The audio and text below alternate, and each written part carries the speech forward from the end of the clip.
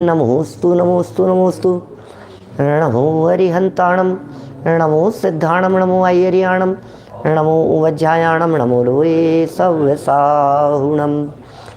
वंदे तु सव्यसिद्धे ध्रुवमचल मनोवमं गदिं पते। वोचामि समय पाहुड़े मिणमो सुध केवली वणिदम्।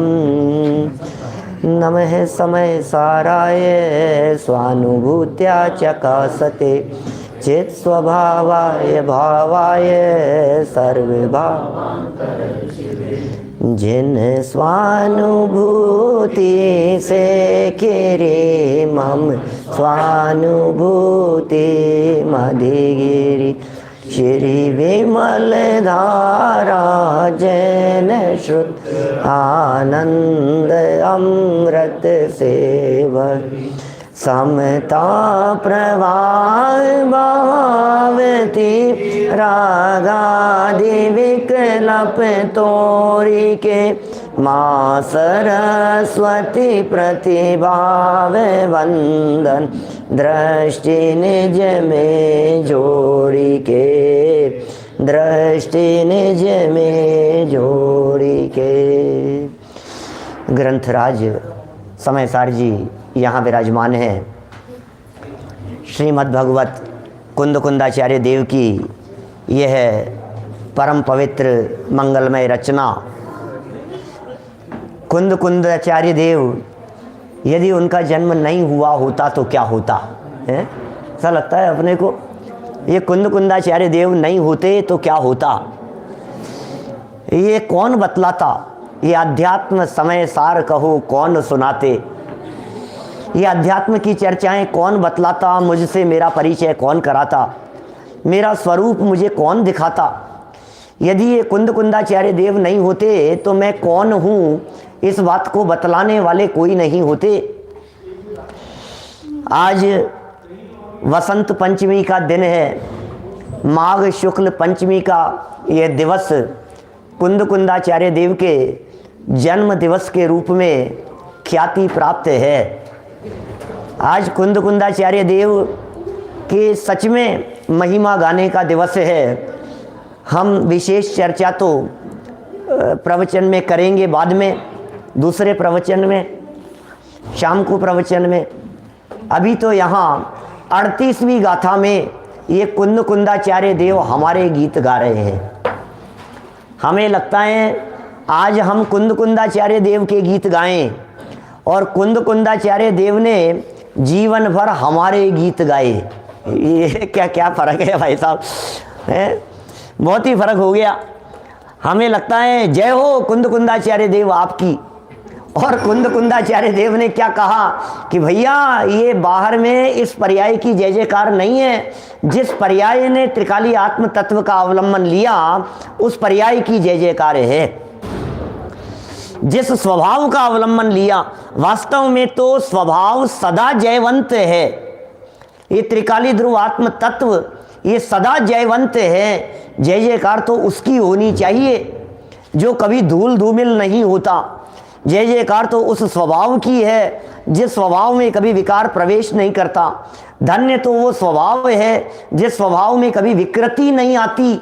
यहाँ तो उस स्वभाव की चर्चा कर रहे हैं। 38वीं गाथा, जैसे अभी पंडित राजेंद्र कुमार जी साहब ने अपनी पूजन में मंत्र कह करके पुकारा था। एक ऐसा मंत्र है जिस मंत्र के आश्रय लेने पर ये जीव मुक्त हो जाता है।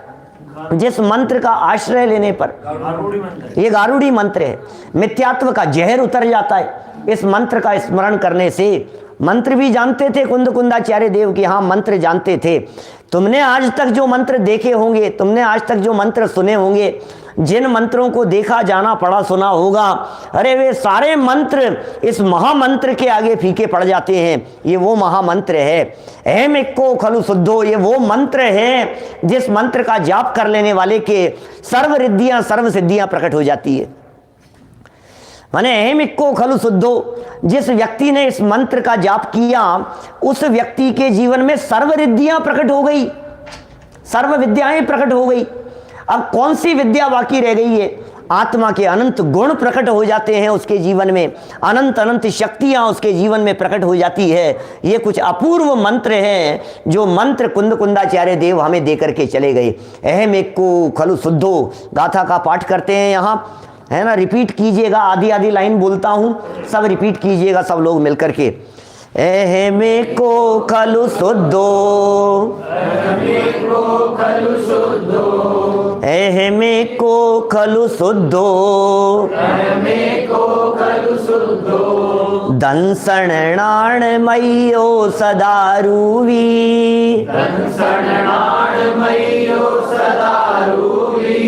नवियति मध्य किंचिवी, अन्नम परमाणु में तंपी, अन्नम परमाणु में तंपी, मैं एक दर्शन ज्ञानमय नित शुद्ध हूँ रूपी नहीं, ये अन्य सब पर द्रव्य किंचित मात्र भी मेरे नहीं। वापस, मैं एक दर्शन ज्ञानमय नित शुद्ध हूँ रूपी नहीं, ये अन्य सब पर द्रव्य किंचित मात्र भी मेरे नहीं। सोचो जरा, ये बात सोचने की है, ये बात विचार करने की है, ये बात चिंतन की गहराइयों में उतर जाने की है, ये बात बोलने की नहीं है। 2 बार तो बोल लिया, कितनी बार बुलवाओगे? अरे 1 बार और बुलवा सकता हूँ, 2-3 बार नहीं, ये तो बारंबार बोलने की है। ये बातें ये अंदर में चलनी चाहिए, हृदय में चलनी चाहिए, सुबह से शाम तक ये बातें चलनी चाहिए। अश्विनी जी साहब, ये बातें सुबह से शाम तक चिंतन में चलनी चाहिए, चिंतन की धारा में चलनी चाहिए। ये वो मंत्र है जिससे सारी आकुलता तुरंत मिट जाती है। ये अन्य सब पर द्रव्य किंचित मात्र भी मेरे नहीं, फिर जावे चला चाहे जहां, परिग्रह मेरा है ही नहीं। इतने सुंदर बात कहते हैं, ये परमाणु मात्र भी मेरा नहीं, किंचित मात्र भी। और कुंद कुंदाचार्य देव ने मूल शब्दों में कहा परमाणु में तंपी, क्या कहा? अन्नम परमाणु में तंपी, नवी अत्ति मध्य किंची भी अन्नम किंचित मात्र भी, ये परमाणु मात्र भी मेरा नहीं है। ये धन मेरा है, पैसा मेरा है, वहाँ चला गया, वहाँ डूब गया, उसने ले लिया, उसने लौटाया नहीं, वहाँ से नहीं मिला, इसका दुनिया भर की झंझटें।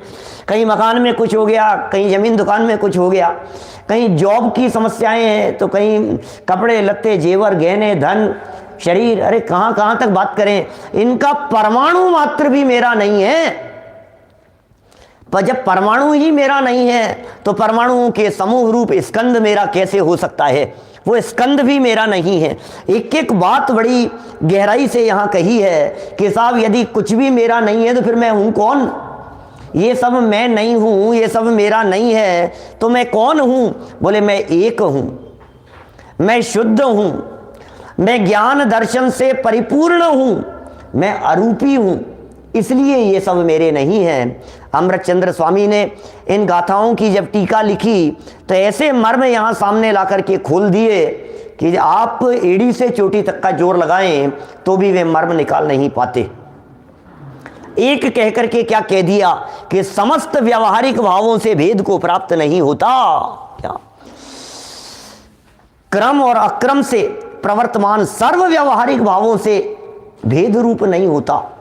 काफी चर्चा कर चुके हैं, अब तो इस गाथा की संपन्नता का समय आ गया है। गाथा और संपन्न की, हाँ, गाथा की संपन्नता का समय माने गाथा में समा जाने का समय आ गया है। गाथा संपन्न थोड़ी ना होती है।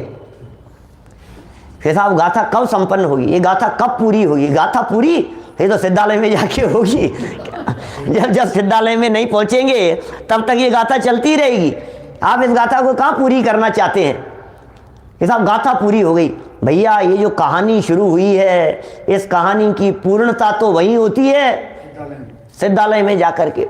दौलत राम जी ने कथा कहना शुरू किया 6 डाला की पहली डाल में, पे कछु कहूँ कही मुनि यथा, क्या तास भ्रमण की है बहु कथा, और फिर कहाँ पूरी की रहिए अनंत अनंत काल की। साहब आगे बोले फिर वही है, या आगे की वही है, आगे की वही है, आगे की वही है। आगे क्या कर रहे हैं? बोले अनंत सुख का उपभोग कर रहे हैं। और आगे क्या कर रहे हैं? बोले अनंत सुख का उपभोग। कुछ है ही नहीं उसके आगे कि नहीं साहब उसके बाद में। बोले उसका बाद ही नहीं तो उसके बाद में की बात कर रहे हो। ये कथा तो संपन्नता को प्राप्त सिद्धालय में जाकर के होती है, तो वो कथा शुरुआत करने का प्रसंग आ गया है, उसकी शुरुआत की यहाँ चर्चा है। मैं एक हूं इसका अनुभव करो, ये कह रहे हैं यहाँ पर। चैतन्य मात्र का अनुभव करो, चिन्ह मात्र आकार का अनुभव करो। सिद्धों का कौन सा आकार? सिद्धों का आकार कैसा होता है भाई अनेकांत जी? सिद्धों का आकार कैसा होता है? विनीत जी कैसा आकार है सिद्धों का? अरे सिद्धों का तो वो किंचित न्यून पुरुष आकार सिद्धों का आकार कैसा है? किंचित न्यून पुरुष आकार है सिद्धों का आकार। अरुण जी साहब यही पढ़ा है अपन ने, तो टोडरमल जी ने पढ़ाया यहीं बैठ करके अपने को। किंचित न्यून पुरुषाकार है। अरे ये क्या लिख रहे हैं? चिन्मात्र आकार है। क्या? सिद्धों का आकार चिन्मात्र आकार है। वे चिन्मात्र आकार से विराजमान है सादी अनंत काल तक। ऐसा चिन्मात्र आकार है जो कभी अब बदलने वाला नहीं है। ये जितने व्यावहारिक आकार थे हमारे आपके, क्षण क्षण में रूप बदलते हैं अपने, रोज रूप बदलते हैं। कभी कुर्ते पजामे में तो कभी पैंट शर्ट में कभी कोट सूट में, रोज आकार बदल रहे हैं। रोज कभी आगे झुकते हैं, कभी पीछे झुकते हैं। इन बदलते आकारों में एक नहीं बदलने वाला आकार जो निश्चय से आकार है, जिसे यहाँ चिन्मात्र आकार कहकर के पुकारा है 92 नंबर पेज की पहली लाइन में, जिसे कहा गया कि ये चिन्मात्र आकार है, ये चैतन्य मात्र आकार वाला अपना ये भगवान आत्मा। ये जब दृष्टि का विषय बनता है तो समझ लेना कि अब एक में एकत्वपना आया है, अपने में अपनेपन की बुद्धि हुई है। शुद्ध कह करके नर नारकादि जीव के विशेषों से भिन्न कह दिया। बहुत चर्चा की थी शुद्ध के संदर्भ में भी हमने। नर नारकादि विशेष, अजीव नहीं, पुण्य पाप के भाव नहीं, आश्रव संवर निर्जरा नहीं, बंध मोक्ष नहीं, सर्व व्यवहारिक नव तत्वों से भिन्न, टंकोत्कीर्ण एक ज्ञायक स्वभाव भाव, वो अत्यंत भिन्न, इन सबसे अत्यंत भिन्न, ये स्वभाव भाव रूप से अत्यंत निराला तत्व अंदर में विराजमान है। ये कैसी बातें, शब्द ही किस तरह के पावरफुल हैं। ये मैं दर्शन ज्ञानमय हूं, क्योंकि चिन्मात्र होने से सामान्य विशेष उपयोगात्मकता का उल्लंघन नहीं करता। उपयोगात्मकता का उल्लंघन नहीं करता। मैं गोरा काला नहीं होता, मैं मोटा पतला नहीं होता। क्यों? क्योंकि मैं चिन्मात्र चैतन्य मात्र पने का उपयोगात्मकता का उल्लंघन नहीं करता। अरे मैं तो सदा ही उपयोग में हूं। नरक में चला गया तो भी उपयोग में था, निगोद में था तो भी उपयोग में था, एक इंद्रिय दो इंद्रिय विकलत्रय था तो भी उपयोग में ही था, और सिद्ध दशा में चला जाऊंगा तो भी उपयोगात्मकता का उल्लंघन नहीं करूंगा। जड़वत दशा हो गई थी हमारी, दशा जड़वत हो गई थी उस निगोद दशा में। पृथ्वी कायिक में सारी दुनिया जड़ कहकर के पुकार रही थी, लेकिन आचार्य कुंद कुंद स्वामी कह रहे हैं उपयोगात्मकता का उल्लंघन नहीं करता। ओहो, उपयोगात्मकता का उल्लंघन नहीं करता। देखो फिर क्या कहते हैं, परमार्थ से सदा ही अरूपी हूं। जो अपने आप को अरूपी मानते हैं वे झड़ते हुए बालों को देख करके दुखी नहीं होते। जो अपने आप को अरूपी मानते हैं वे मूछें नहीं संभालते रहते। जो अपने आप को अरूपी मानते हैं वे कपड़ों से सजने का प्रयत्न नहीं करते, क्योंकि वे जानते हैं मेरा सौंदर्य तो अरूपी है, मेरा सौंदर्य तो चैतन्य है। मैं चैतन्य सौंदर्य का स्पर्श करने वाला एक अद्भुत तत्व हूं। चैतन्य का स्पर्श करो, चैतन्य का रस लो, चैतन्य की गंध और चैतन्य वर्ण के ही निमित्त से स्वरूप संवेदन करने वाले ऐसे ये कुंद कुंदाचार्य देव ये बात हमें सिखा रहे हैं। जड़ का स्पर्श नहीं, जड़ का रस नहीं, जड़ की गंध नहीं, और जड़ का वर्ण मुझ में नहीं। जो आप मुझे देख रहे हैं वो मैं नहीं हूं। आप मेरा क्या भी, अरे तो समझता क्या है, धमकी देते हैं लोग कि तुम जिसे धमकी दे रहे हो ना वो मैं हूं ही नहीं, तुम जिसका बिगाड़ने की सोच रहे हो वो मैं हूं ही नहीं, तुम तो मुझे देख ही नहीं पाते हो। जब तुम मुझे देख ही नहीं सकते हो, मैं इनविजिबल तत्व हूं, जब मैं अदृश्य हूं, जब मैं अमूर्तिक तत्व हूं, जब मैं कुछ अद्भुत तत्व हूं, तो तुम मेरा क्या बिगाड़ लोगे? जिसका बिगड़ता है वो मैं नहीं और मेरा कभी बिगड़ता नहीं। 11 वर्ष की उम्र में कुंदकुंदाचार्य देव इन बातों का अनुभव करके दीक्षित हो गए, संसार शरीर भोगों से विरक्त हो गए। 11 वर्ष की उम्र में संसार शरीर और भोगों से अत्यंत विरक्त होकर के छोटे छोटे मुनिवर कैसे कैसे विचरण करते होंगे। जयमाला में आज अपन ने पढ़ा पूजन में है, कैसे विचरण करते होंगे वे 11 साल की उम्र में, जंगल में हाथ में पीछी कमंडल, कैसे लग रहे 11 साल की उम्र के बालक कैसे दिखते होंगे। साध्य कितने उम्र के हैं, बोले इससे भी छोटे। अब आप सोचो ये 13 वर्ष की उम्र, इससे भी 2 साल छोटे। अब आप कल्पना करके देखो वे 11 वर्ष के मुनिराज कैसे दिखते होंगे या? और उन 11 वर्ष के मुनिराजों को देख करके 110 वर्ष के उनके चरणों में झुकते होंगे।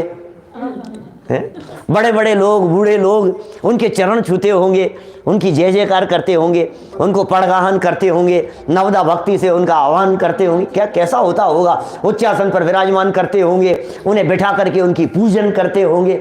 ये कैसे कुंदकुंदाचार्य, किसका कमाल है आखिर ये 11 वर्ष की अवस्था में इतने पूज्य क्यों हो गए? क्योंकि 11 वर्ष की अवस्था माने एक एक और एक, बस और कुछ नहीं। 11 मतलब वन क्या, अहम एक को, यही तो उम्र थी। कुंदकुंदाचार्य देव ने जिस उम्र में दीक्षा ली थी वो उम्र कौन सी थी? मंत्र में प्रयोग बतलाओ तो बोले अहम एक को। क्या 11 वर्ष की उम्र में दीक्षा का मतलब क्या है? क्या मैं एक हूं बस, क्या विनय जी साहब, मैं एक हूं बस, इसके अलावा दूसरा कुछ नहीं। क्या मैं एक हूं, इसका अनुभव वे निरंतर अनुभव करते थे। अरे मैं तो इन सब से भिन्न हूं, इन सब से भिन्न निज स्वरूप का अनुभव करता हुआ मैं प्रतापवंत हूं। ओह, ये कुंदकुंदाचार्य देव का प्रताप तो देखो, उनकी महिमा तो देखो, उनका गौरव तो देखो आप जरा। इंद्र उनके चरणों में आकर के पड़ रहा है, सौदर में इंद्र उनके चरणों में आकर के मस्तक टेक रहा है।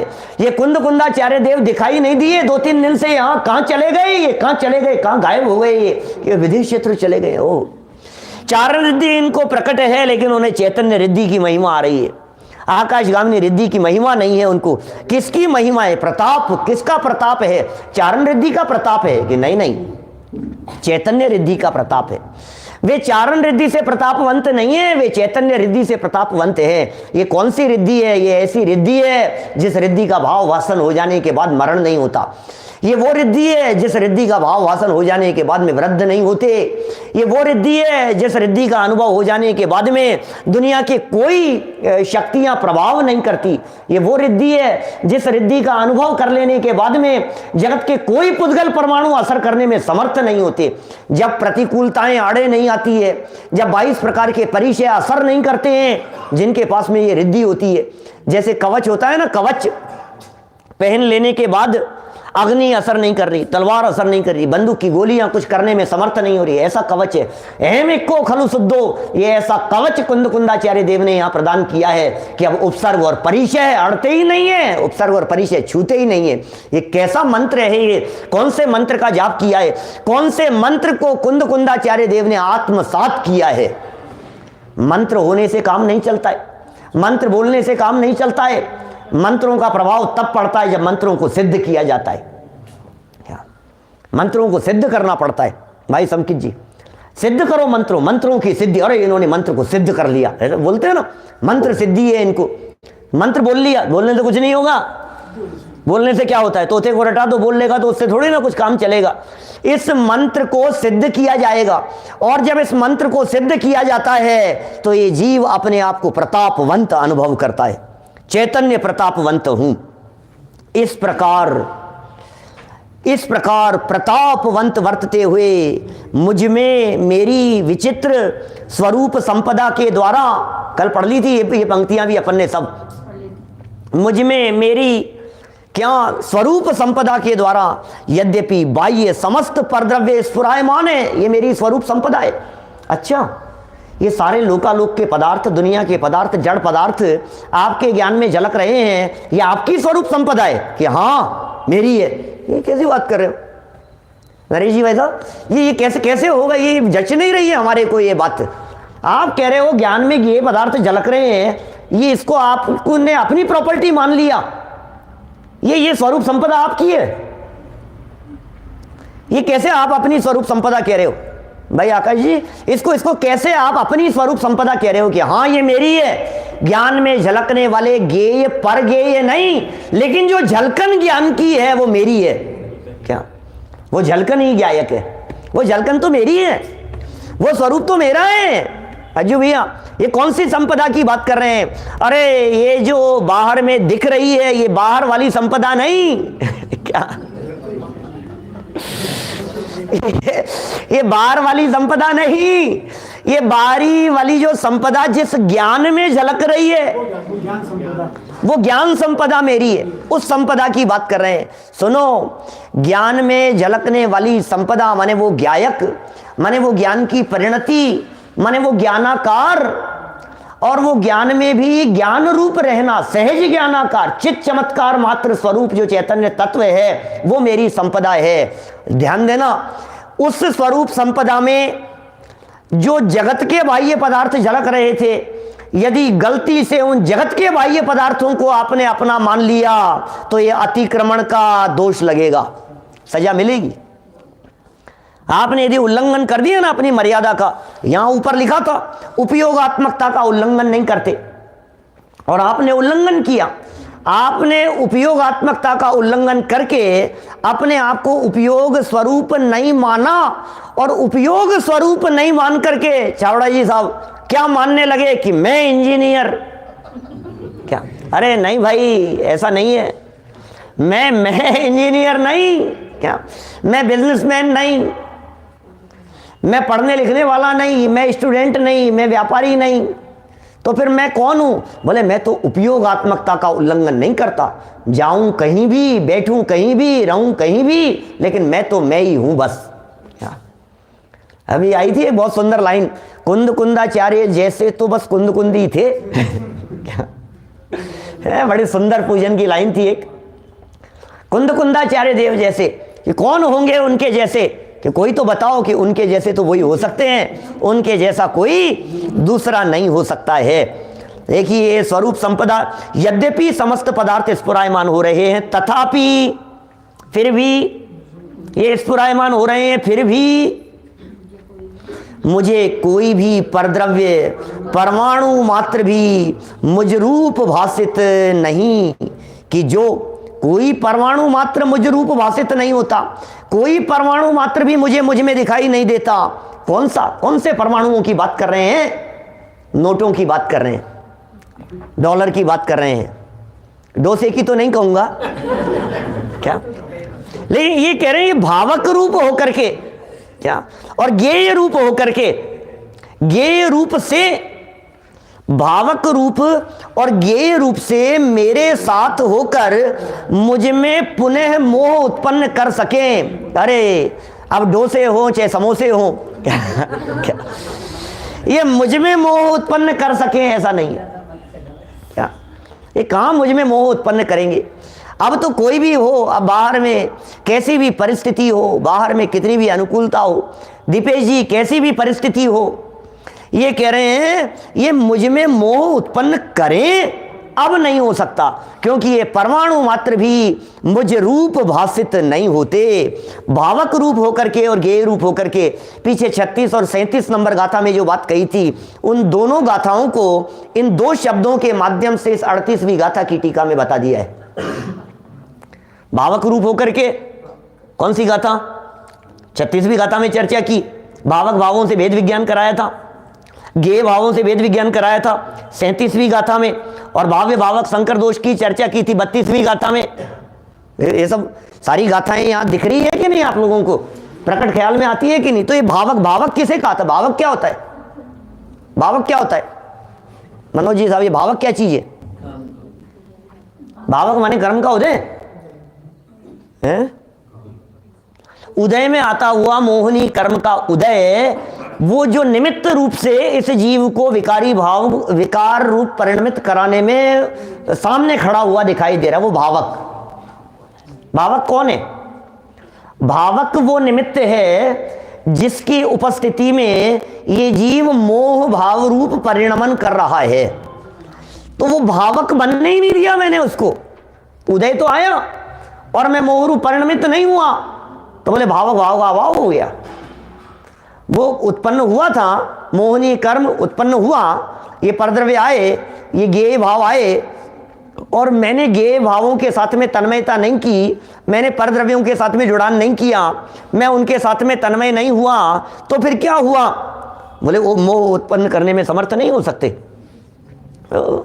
भक्तामर स्तोत्र में देवांगनाओं के माध्यम से भी मन को विकार मार्ग पर नहीं लाया गया। 15 नंबर का छंद है ना, 15 नंबर का क्या कहेंगे भक्तामर का श्लोक, चित्रम के मात्र यदि ते त्रिदशांग नाभिर नीतम मनागपि मनो न विकार मार्गम कल्पांत काल मरुता चलिता चलेन किम मंदराद्रि शिखरम चलितम कदा।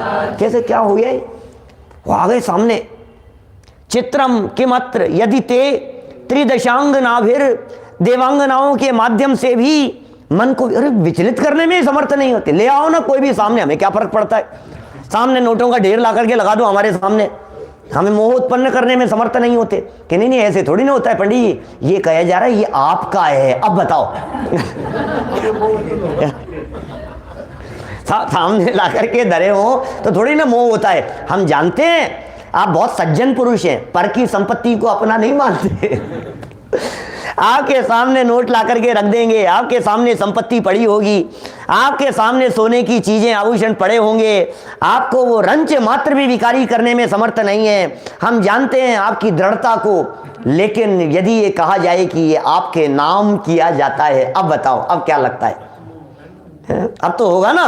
तो ये कह रहे हैं नहीं भाई, जब मैंने अपने आप को एक समझ लिया, जब मैंने अपने आप को शुद्ध मान लिया, जब मैंने अपने आप को ज्ञान दर्शन स्वरूप स्वीकार कर लिया, जब मैंने ये स्वीकार किया ज्ञान ही मेरी संपदा है, चैतन्य ही मेरी संपदा है, तो अब ये जड़ संपदा, ये पर संपदा, ये मुझे मोह उत्पन्न करने में समर्थ कैसे हो सकती है?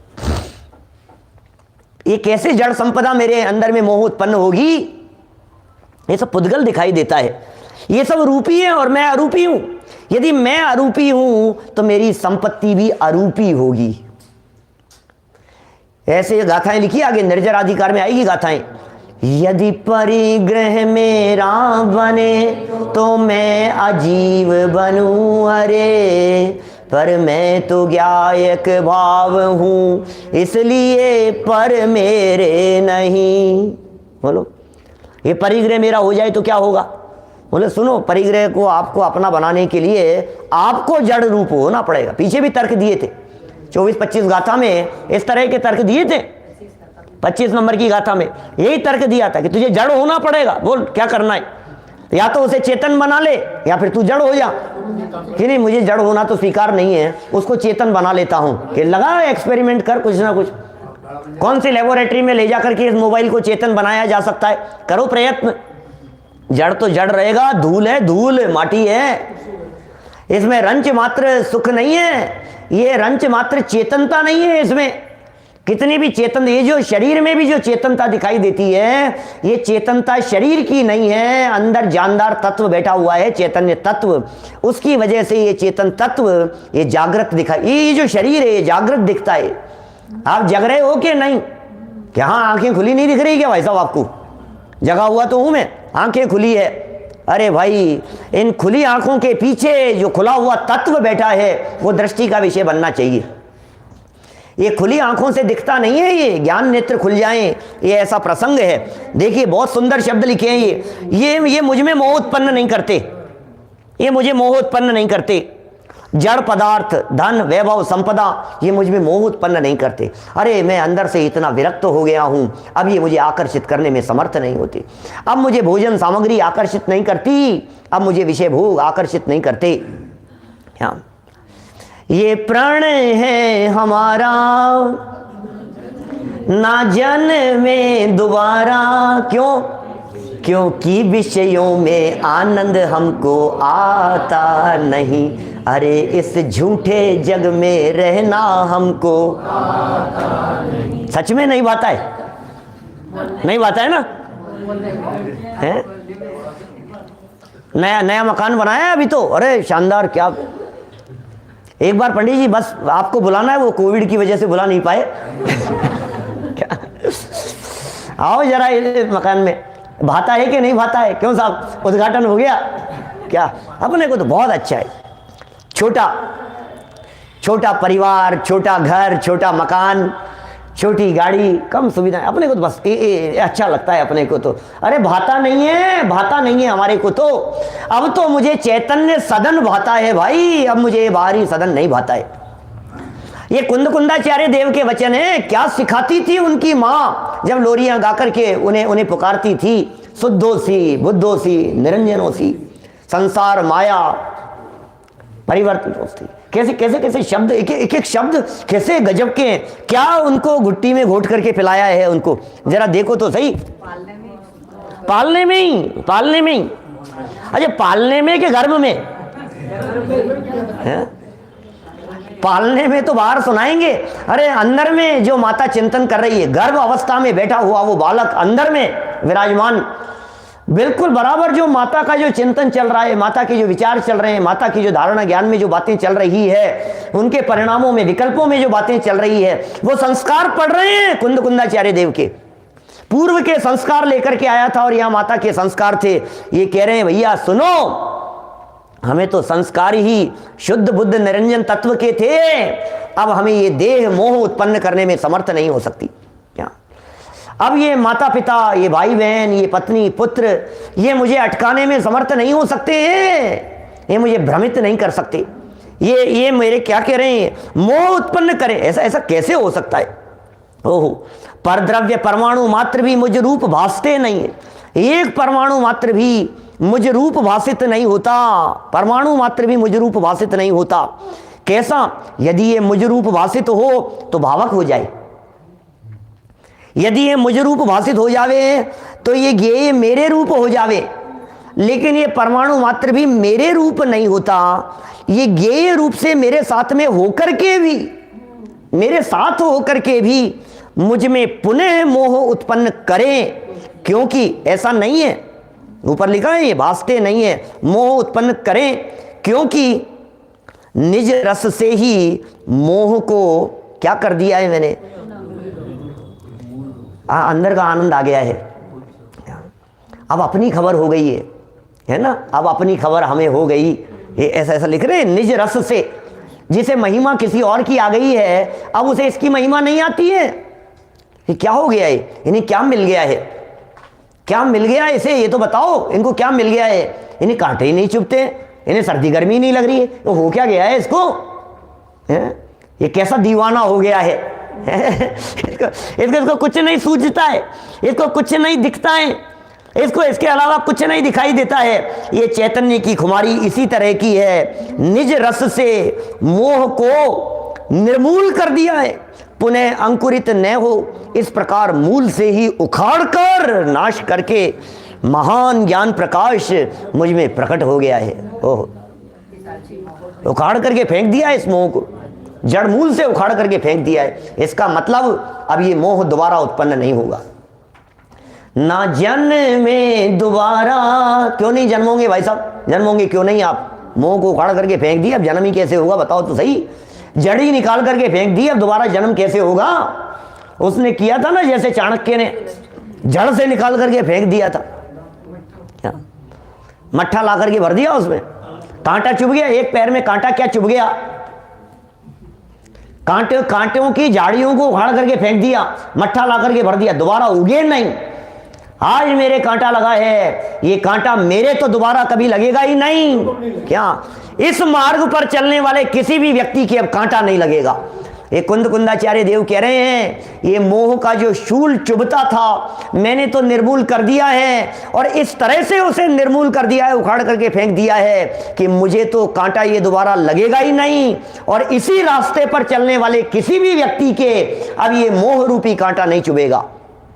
ऐसा निर्मूल कर दिया है, जड़ मूल से उखाड़ करके नाश करके फेंक दिया है, और महान ज्ञान प्रकाश मुझे प्रकट हो गया है। ओहो, ये ज्ञान का प्रकाश जागृत हो गया है, ये प्रकाशमान तत्व अंदर में विराजमान ये प्रकट हो गया है। सुनो सुनो क्या लिख रहे हैं जरा देखिए। ये तो अमृत चंद्राचार्य देव की आत्मख्याति हुई है, अब आत्मख्याति के साथ में ज्ञायक भाव को प्रबोध करने वाली पंक्तियां पढ़ो जरा।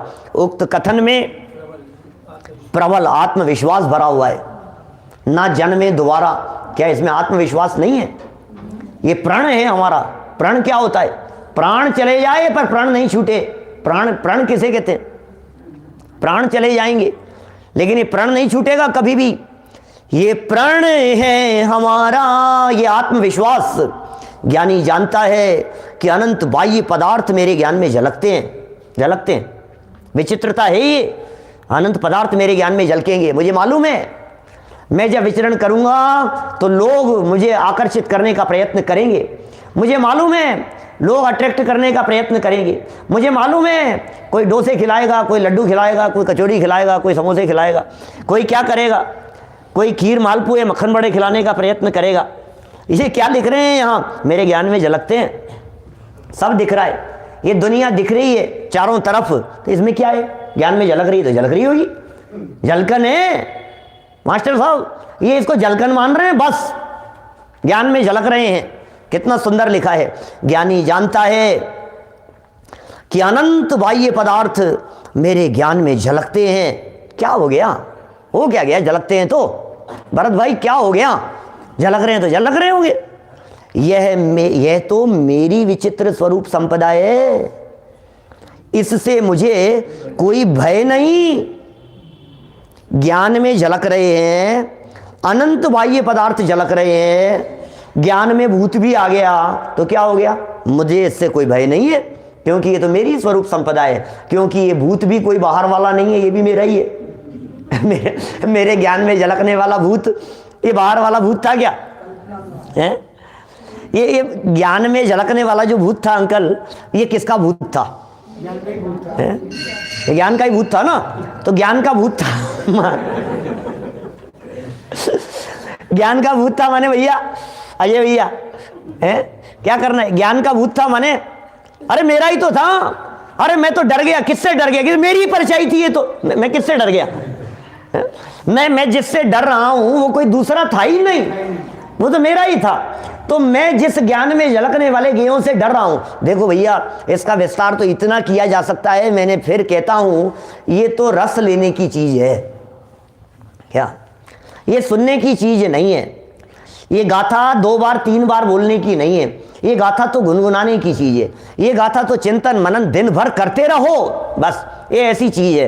तो फिर क्या होगा? अब आपको जहां जहां डर लग रहा हो, जिन जिन बातों को देख करके डर लग रहा हो, चोर आ जाएंगे, लुटेरे आ जाएंगे, क्या हो जाएगा, ऐसा नहीं हो जाए, ये नहीं हो जाए, अरे यार ये तो बहुत परेशानी है कितनी खड़ी हो गई है। आपके दिलो दिमाग में यदि ये सारी बातें चल रही हो तो ये कह रहे हैं हमें एक बात बतलाओ, ये सारी बातें आपके ज्ञान में ही आ रही है ना?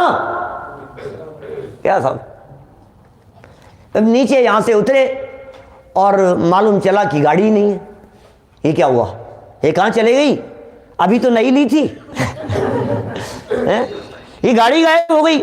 ये क्या हुआ? नीचे उतरे, गाड़ी तो बहुत दूर की बात है, चप्पल नहीं मिले तो विचलित हो जाता है। क्या ये क्या हो गया कि चप्पल नहीं दिख? अब देखो ऐसा कहते ही आपको अपनी गाड़ी दिखने लगी ना, आपको अपनी चप्पल भी दिखने लगी।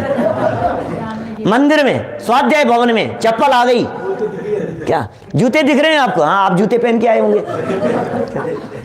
जो जूते पहन के आएगा उसको जूते दिखेंगे, जो चप्पल पहन के आएगा उसको चप्पल दिखेगी। तो हमें एक बात बतलाइए, वो चप्पल कौन सी जगह पर है?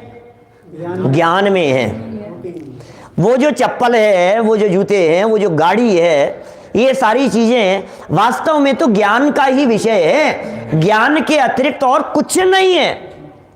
तो उसके चले जाने पर भी हमारा ज्ञान तो ज्यों का त्यों कायम रहा। ये कहना चाह रहे हैं यहां पर, देखो कितने सुंदर शब्द हैं। यह तो मेरी विचित्र स्वरूप संपदा है, मेरा ज्ञान, ज्ञान में झलक रहे हैं, ज्ञान में चोर झलक रहे हैं तो वो चोर नहीं है, वो तो मेरी संपदा है। ज्ञान में लुटेरे झलक रहे हैं तो वो लुटेरे नहीं है, वो तो मेरी स्वरूप संपदा है। इससे मुझे कोई भय नहीं और इससे मुझे कोई इनकार भी नहीं। अब कोई कहे ये मेरे ज्ञान में क्यों आ गया, ये मेरे ज्ञान में क्यों आ गया, ये तो नहीं आना चाहिए, ये तो मेरे ज्ञान का विषय नहीं बनना चाहिए, अरे मुझे कोई इनकार भी नहीं है, आ जाए तो आ जाए। ज्ञान में आने में दिक्कत थोड़ी ना है, जानने में दिक्कत नहीं है, जानने का रस वो अपराध है। मैं कहता हूं कितनी बार, जानना स्वभाव है, जानने का रस अपराध है। देखो क्या, देखना स्वभाव है, जानना स्वभाव है, लेकिन देखते जानते रहना, पर को देखते जानते रहना, बोले ये अपराध है। तो मुझे इससे इनकार नहीं है। मेरे ज्ञान में क्या क्या झलक रहा है, अरे मेरे ज्ञान में पता नहीं क्या क्या झलक रहा है, पता नहीं आज तो मेरे को कैसे सपने आए, मैं क्या बताऊं आपको कि सपने में क्या क्या दिखते रहे, कि कुंद कुंदाचार्य दिखते रहे, मेरे को तो धन्य हो गया। सपने में आज मैंने मुनिराज देखे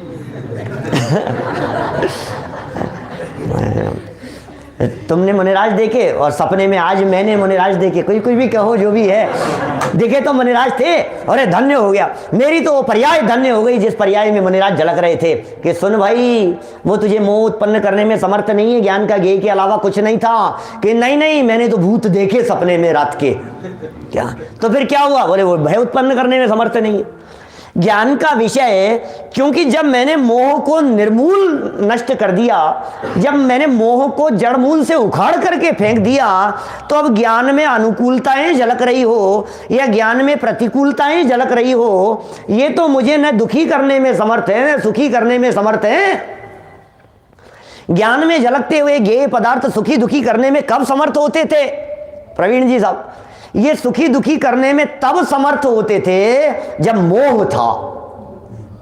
मोह नहीं होता तो ये सुखी दुखी करने में समर्थ नहीं होते। सारे झगड़े की जड़ तो मोह थी और मैंने उसको जड़ से ही उखाड़ करके फेंक दिया। कितने पुरुषार्थ की बात कह रहे हैं। ये मेरी विचित्र स्वरूप संपदा है, इससे मुझे कोई भय नहीं, डर नहीं लगता अब मुझे कोई, इससे मुझे इनकार भी नहीं, क्योंकि यह तो मेरे स्वभाव की ही विचित्रता है। ओ, इसमें कुछ भी मेरा नहीं जो मेरे लिए अहितकारी हो, इसमें ऐसा कुछ भी नहीं जो मेरे लिए हितकारी हो, इसमें ऐसा कुछ भी नहीं जो मुझे नुकसान पहुंचाने वाला हो। अब सोचो जरा, जहां जहां आपको लगता हो बाहर निकले और एकदम बंदरों ने घेर लिया, घर में खाना खाने के लिए बैठे और चूहे आ गए। अब सोचो जरा, जो जो आपको लगता हो ऐसा, जहां जहां आपको परेशानी लगती हो, जो जो बातें आपको पीड़ा देने वाली लगती हो, उन सभी बातों के संबंध में एक बार गंभीरता से शांत चित्त होकर के विचार करो। ये मंत्र हैं जिनका जाप करना पड़ेगा, ये मंत्र हैं जिनकी साधना करनी पड़ेगी, ये मंत्र हैं जिनकी सिद्धि के बिना उपलब्धि नहीं होगी। मंत्रों की सिद्धि होने पर उपलब्धि होती है। आप यदि इन मंत्रों को सिद्ध नहीं करेंगे तो कुछ उपलब्धि होने वाली नहीं है। समय सार पढ़ो, समय सार पढ़ो साहब, समय सार कि हाँ साहब कहां तक पढ़ लिया कि 92 पेज तक आ गए। अरे 92 पेज तक आ गए, ये समय सार तो अंदर में पढ़ने की चीज है, इसमें पेज वेज नहीं होते, समय सार में पेज नहीं होते। ये कौन सी गाथा तक आ गए कि समय सार में गाथाएं नहीं है? क्या बात कर रहे हो, समय सार में गाथाएं ही नहीं गाथाओं का विकल्प दिखाई दे रहा है तो समय सार नहीं दिख रहा है, और गाथाओं का विकल्प टूट करके चैतन्य दिखाई दे रहा है तो समझ लेना समय सार दिखना शुरू हो गया। समय सार का सार समझ में आ जावे। देखो क्या कह रहे हैं यहाँ पर, कितने शब्दावली सुंदर कितनी है। ये मेरे ही स्वभाव की विचित्रता है, इसमें कुछ भी ऐसा नहीं है, कुछ भी ऐसा नहीं जो मेरे लिए अहितकारी हो। ज्ञान में, दर्शन में, चारित्र में, श्रद्धान में, इनमें क्या है ऐसा जो मेरे लिए अहितकारी हो? मेरे ज्ञान की पर्याय मेरे लिए अहितकारी कैसे हो सकती है? जानना नुकसानदेह कैसे हो सकता है? दादा होते अभी मेरी जगह प्रवचन कर रहे होते तो दादा जरूर ये बात कहते कि सफर प्रकाशक तो मेरा स्वभाव है, पर मेरे जानने में आ गया तो इसमें कोई अपराध थोड़ी ना हो गया, पर मेरे जानने में आ गया तो इसमें मुझे कोई नुकसान थोड़ी ना हो गया। पर यदि जानने में आना नुकसान करने वाला हो तो जितना नुकसान मुझे हो रहा है इससे अनंत गुना ज्यादा नुकसान सिद्ध भगवान को होना चाहिए। क्या सारे लोग को जान रहे, सब कुछ उनके ज्ञान में झलक रहे, लेकिन झलकते हुए भी एक में एक नहीं होते। सकल गे गायक तदपि निज आनंद बस। अरे उन्हें तो आनंद के अलावा कुछ दिखता ही नहीं है। उन्हें ये दिखाई नहीं देते कि झलक तो रहे हैं कि नहीं झलक रहे। जैसे दर्पण में बाहरी पदार्थ झलकते हुए भी दर्पण को राग द्वेष नहीं होता, ठीक उसी तरह से ज्ञान में झलकते हुए इन ज्ञेय पदार्थों के उपस्थित होने पर भी ज्ञायक भगवान आत्मा जिसने मोह को निर्मूल कर दिया है, उसे ये राग द्वेष उत्पन्न करने में समर्थ नहीं होते, वे अहितकारी नहीं होते। जरा देखिए आगे क्या लिखते हैं, मेरी स्वरूप संपदा में, कौन सी संपदा में? स्वरूप संपदा में। स्वरूप संपदा क्या है? ज्ञान पर्याय, वो मेरी स्वरूप संपदा है, वो जिसमें सारे चीजें समाहित हो जाती है, ज्ञेय पदार्थ जिसमें झलकते हैं, ये स्वरूप संपदा है। इस स्वरूप संपदा में झलकने वाले पर पदार्थ मेरा कुछ भी नहीं बिगाड़ते। सुनिए भाई साहब, बाहरी पदार्थ तो कहां से बिगाड़ेंगे, अंदर में मौजूद ही कुछ नहीं बिगाड़ते। क्या कह रहे हैं ये? वो दूसरा व्यक्ति मेरा क्या बिगाड़ लेगा जो मुझे जानता नहीं है, ये जानने वाले ही मेरा कुछ नहीं बिगाड़ सकते। वो मेरा क्या बिगाड़ लेंगे जो मुझे पहचानते ही नहीं है, ये पहचानने वाले ही मेरा कुछ नहीं बिगाड़ सकते। वो क्या बिगाड़ लेंगे जो मेरे पास तक भी नहीं आ सकते, जो मेरे ज्ञान में झलकने वाले ये पदार्थ हैं, ये भी मेरा कुछ नहीं बिगाड़ते। हाँ, अब देखना तो बिगड़ रहा है कि नहीं बिगड़ रहा है? कि बिगड़ तो रहा है, तो फिर कौन बिगाड़ रहा है?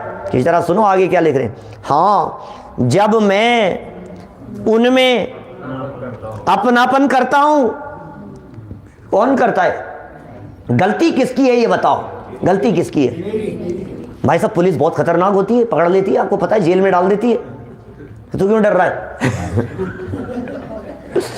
तुझे क्यों डर लग रहा है? नहीं नहीं, पुलिस तो पुलिस पकड़ के ले जाती है, पुलिस पकड़ लेती है कि भाई तू गलती करेगा तो पुलिस पकड़। ये ट्रैफिक पुलिस वाले बहुत खतरनाक होते हैं अंकल। ये पकड़ लेते हैं, निहाल जी बाबू जी साहब, ये पकड़ लेते हैं, गेवरजन जी साहब, कौन? ये ट्रैफिक पुलिस वाले कभी भी पकड़ लेते हैं, कभी भी चालान बना देते हैं। ये बहुत खतरनाक होते हैं, बहुत बुरे हैं ये। कि किसके लिए? आप गलती करेंगे क्या? गलती आपकी है, गलती उनकी नहीं है। वे बदमाश नहीं है, वे लुटेरे नहीं है, वे लूटने के लिए नहीं बैठे हैं। कभी कभी क्या होता है, दिवाली के प्रसंग पर, त्योहार के दिनों में जगह जगह पर चौराहों पर खड़े रहते हैं लोग, ऐसी बातें करते हैं, देखो ये तो वसूली के लिए खड़े हैं, क्या लूटने के लिए खड़े हुए हैं? अरे भाई, वो लूटने के लिए नहीं खड़े हुए हैं, ये उसी को लूटने में समर्थ है जो लूटने के लिए काम करता है, जो लूटने के लिए तैयार है। यहां जो कुंदाचार्य देव ने बात कही उसका मर्म बतलाया है। ये क्या कह रहे हैं? हाँ, जब मैं उनमें अपनापन करता हूं, उन्हें अपना जानता हूं, तभी मोह उत्पन्न होता है, परंतु मुझे तो ज्ञान प्रकाश प्रकट हो गया है। आज तक होता रहा, आज तक मैं उन्हें अपना मानता रहा, आज तक उनमें अपनापन करता रहा, वे मुझे मोह उत्पन्न करते रहे, मोह उत्पन्न होता रहा। मैं उन्हें अपना जानता था और मोह उत्पन्न होता था, अपना जानता था और मोह उत्पन्न होता था, परंतु मुझे तो ज्ञान प्रकाश प्रकट हो गया है। अतः मुझ में झलकते हुए भी वे पदार्थ, वे ज्ञेय भाव भी, वे पदार्थ मुझे रूप भाषित नहीं होते। लो, अब अपने लगते ही नहीं। जिनको मैं अपना समझता था वे अपने थे ही नहीं, अब मुझे ये अपने नहीं लग रहे हैं, तो आप चले जाएं तो बोले मैं आकुल व्याकुल नहीं होता, है ना फल का छंद देव सदगुरु पूजन का। जग में जिसको निज कहता मैं, वह छोड़ मुझे चल देता है। अब उल्टा करो इसको, जग में उसको ना निज जानू, तो यदि छोड़ चला जावे तो क्या। उल्टा कर दो उसको। अभी तक तो मैं उसको अपना समझ रहा था, वो छोड़ करके चला गया, मैं दुखी हो गया, और अब मैंने समझ लिया ये मेरा है ही नहीं, तो चला जावे तो मुझे क्या है। मैं आकुल व्याकुल होता था, क्या? जब वो छोड़ करके चला जाता था तब क्या होता था? और व्याकुल का फल व्याकुलता था। अब मैंने तो समझ लिया, मैं शांत निराकुल चेतन हूँ, मुझ में पर की कुछ गंध नहीं। अब मैं तो शांत हूँ, क्या ये मोह तड़क कर टूट गए। क्यों? शांत निराकल हूं, ये देखो ये ज्ञान प्रकाश ये प्रकट हो गया है, तो फिर ये झलकते हुए वे मुझे भाषित ही नहीं होते, मेरे ही भाषित नहीं होते हैं। अतः मुझ में मोह भी उत्पन्न नहीं करते। क्या? जब आपको ये भाषित हो जाता है कि ये मेरा नहीं है, तो वो मोह उत्पन्न नहीं करते। आपको ये भाषित हुआ कि ये मोबाइल मेरा है और आप लेकर के चल रहे थे, और चलते चलते जैसे ही आपको भाषित हुआ, अरे नहीं ये तो मेरा नहीं है, तो फिर मैं तो आज लाया ही नहीं था यार, मैं तो किसका ले जा रहा हूँ आज तो मैं घर ही छोड़ आया था, मैं किसका लेकर के जा रहा हूँ। तो बताओ अब ये मोह उत्पन्न करेगा क्या? लिख दिया यहाँ पर, जब मुझे भाषित ही नहीं होते, जब मुझे मेरा ही भाषित नहीं होता, जब मुझे लगता है कि ये मेरा नहीं है, तो फिर ये मोह उत्पन्न भी नहीं करते। चलिए अंतिम बात कहते हैं कुछ और। पर पदार्थों को जानने मात्र से उनमें मोह उत्पन्न नहीं होता। जान रहे हैं, कोई बात नहीं, जानो कोई दिक्कत नहीं है। तो फिर जान लूँ ना मैं, तो फिर पिक्चर देखूंगा, कोई दिक्कत तो नहीं है ना? देख लूँ, दिक्कत नहीं है ना? ये जो तेरा अंदर का परिणाम है, क्या दिक्कत ज्ञान का विषय बनने में नहीं है? क्या ज्ञान का विषय बने इसमें दिक्कत नहीं है, लेकिन ये जो तेरे अंदर में आ रही है ना, ये उछाला आ रहा है, तो फिर कर लूँ ना, तो फिर देख लूँ ना, तो फिर जान लूँ ना, तो फिर खा लूँ ना, फिर तो ज्ञान का ही विषय है, उसमें क्या हो गया? क्या फिर समोसे 2 की जगह 3 चलेंगे ना? ये चलेंगे, कोई बात नहीं। लेकिन भाई ये क्या कह रहे हैं ये कह रहे हैं यहाँ पर पदार्थ को जानने मात्र से मोह उत्पन्न नहीं होता। मोह तो उन्हें अपना जानने से, उन्हें अपना मानने से होता है, जानने से नहीं होता, अपना जानने से होता है। जानने से थोड़ी ना मोह होता है, अपना जानने से मोह उत्पन्न होता है। जैसे ही पता लगा ये मेरे हैं, वो दादा का है ना अपने में अपनापन वाला वो दृष्टांत बच्चे का, क्या ज्ञान का तो विषय बन रहा था। वो कौन? घर में ही काम कर रखने वाले की नहीं कह रहा, आज तो दूसरे की बात कह रहा हूं। क्या वो नौकर घर में खोया हुआ बच्चा अपने घर में, अब ज्ञान का विषय बन रहा है, मोह उत्पन्न ही नहीं कर रहा है। घर में ही काम कर रहा है, झाड़ू पोंछा कर रहा है, मोह ही उत्पन्न नहीं कर रहा है, और जानते हुए भी मोह उत्पन्न नहीं कर रहा है। और फिर जैसे ही कभी एक दिन पता लगा कि अब क्या हुआ, अब मोह कैसे उत्पन्न हो गया? अपना जानने से मोह उत्पन्न होता है। क्या उसको पीछे तिल दिख गया, उसका कुछ ऐसा हो गया, कोई निशान दिख गया, कोई चिन्ह दिख गया है, बचपन की कोई बात, फिर उससे पूछी कि तू कहाँ से आया है, क्या है, तो बता तो सही, तू वहाँ कैसे पहुँच गया था। फिर वो देखा, अरे ये तो वही है, अपना ही पप्पू है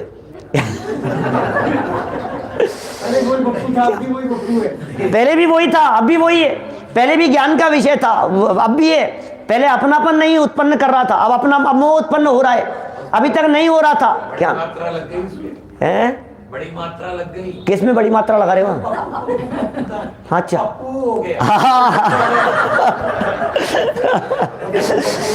देखिए क्या कह रहे हैं यहाँ भैया, जानने से कुछ नहीं होता। मोह तो उन्हें अपना जानने से, उन्हें अपना मानने से, जैसे ही अपनापन हुआ कि तो अपने, उन्हें उसमें जमने रमने से उत्पन्न होता है। किंतु मैंने पर में, ज्ञेय भावों में, भावक भावों में अपनेपन की मान्यता को निज रस के बल से जड़ मूल से उखाड़ फेंका है। ओह, पर में अपनेपन की भावना टूट गई है, मोह भाव टूट गए हैं, भावक भाव नहीं बचे हैं। वे ज्ञेय भावों से अपनेपन की बुद्धि टूट गई है, मैंने उन्हें जड़ मूल से उखाड़ फेंका है। क्या था हेतु, क्या था जड़ मूल से उखाड़ फेंकने का? बोले निज रस के बल से और महान ज्ञान प्रकाश प्रकट किया है। अतः इस ज्ञान प्रकाश के रहते हुए, अरे ज्ञान के प्रकाश के रहते हुए मोह का अंधकार कैसे आएगा? जहां ज्ञान का प्रकाश व्याप्त है वहां मोह का अंधकार आ जाए, ऐसा हो नहीं सकता है। अतः इस ज्ञान प्रकाश के रहते मुझे मोह के पुनः उत्पन्न होने की कोई आशंका नहीं है, क्योंकि मुझे मालूम है ये ज्ञान प्रकाश सजग पहरी की तरह दरवाजे पर खड़ा हुआ है। जिसका ज्ञान जागृत है उसके घर में मोह का प्रवेश नहीं हो सकता है। इस प्रकार मैं सबसे भिन्न निज स्वरूप का अनुभव करता हुआ प्रतापवंत हूं। कौन कह रहे हैं? कुंद कुंदाचार्य देव कह रहे हैं मैं प्रतापवंत हूं।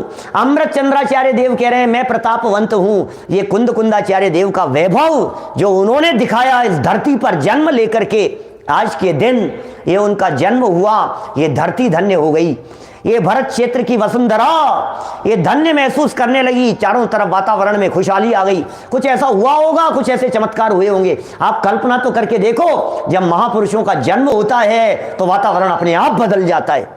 कुछ अद्भुत वातावरण हो गया होगा। और वो जो अद्भुत वातावरण पिछले 2000 वर्षों पहले कुंदकुंदाचार्य देव के अवतरण से प्रस्फुटित हुआ था, आज वही माहौल ये परंपरा से चलते हुए ये आज यहाँ हमारे को सुखद माहौल दिखाई दे रहा है। हम सबको ये कुंदकुंदाचार्य देव के जितने गीत गाए जाएं, जितनी महिमा गाई जाए, वो सब कम है। और कुंदकुंदाचार्य देव की सच्ची महिमा ये समय सार ग्रंथ का पठन पाठन है, ये अध्ययन है, ये अभ्यास है। हम सब इन गाथाओं का मर्म समझ करके ही कुंदकुंदाचार्य देव की लेखनी के ऋण को चुका सकते हैं, उनका कर्ज उतार सकते हैं। हम सब कटिबद्ध हैं इस कार्य के लिए। हम सब अल्पकाल में इन गाथाओं को और इन मंत्रों को आत्मसात करके सिद्ध दशा की प्राप्ति करें। इसी मंगल भावना से बात को यहीं विराम देता हूँ।